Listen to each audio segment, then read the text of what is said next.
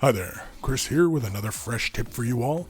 In this video we are going to continue our look at painting marble on a model surface, and so as you can see here we have our little shield all ready to go. It's been primed in Stenores Gray. We're going to use Zameshi Desert as our base tone, and we're going to kind of go for kind of a sandy, deserty type of marble here. Just the dampness of the brush to thin the color out ever so slightly, and I just begin applying this, in the typical fashion in which I apply a base coat. So not too heavily, I'm not too worried. I can see a little bit of primer here because I do know I'm going to apply a second layer. And so here we are. After the second layer has been applied, we're going to come back in with some Zandri dust. Is it Zameshi Desert? Zandri dust is what the first color was. And Ushabti Bone.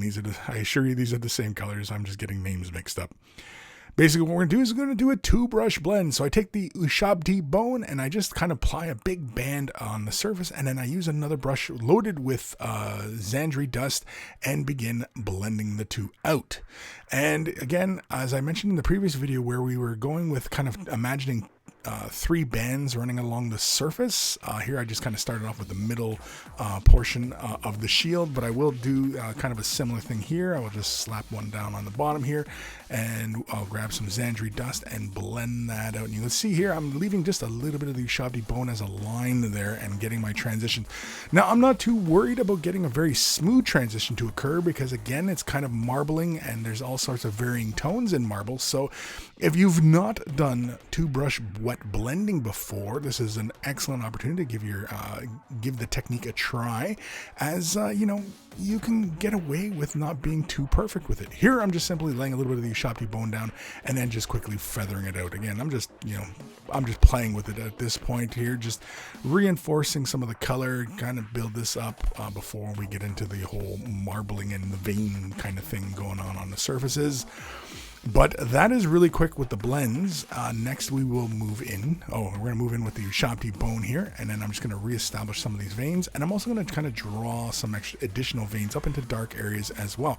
Again, when you go by reference pictures here with marbling here, they're kind of going for a bit of a tree pattern or something. I don't know. I wasn't really paying attention to what I was doing. I was just kind of moving along and, kind of just moving where the spirit was moving me, and again, you feel free to do it. There is no really right or wrong way to do it. It's just, if you're using reference material such as actual pictures of marble, you really can't go wrong as long as you're painting that surface. Now, you can leave it like that, but here I'm going to grab some Temple Guard blue, and I actually probably should have grabbed some Sotek green here to kind of mix this in and kind of get a varying tone.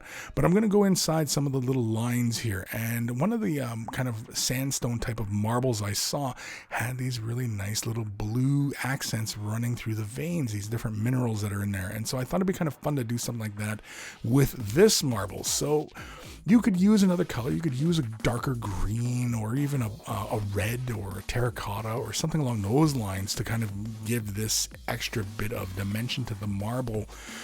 Again, it's kind of up to you, and within, if you're painting Stormcast Eternals like this, there's no reason why they couldn't be painted with some crazy marble patterns on it. But after it's all said and done, that's it. We could hit this with a dry brush and a gloss and be done with it.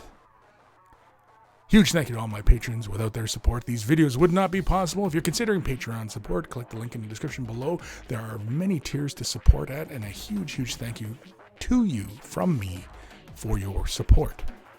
Take care of those brushes, and they will take care of you.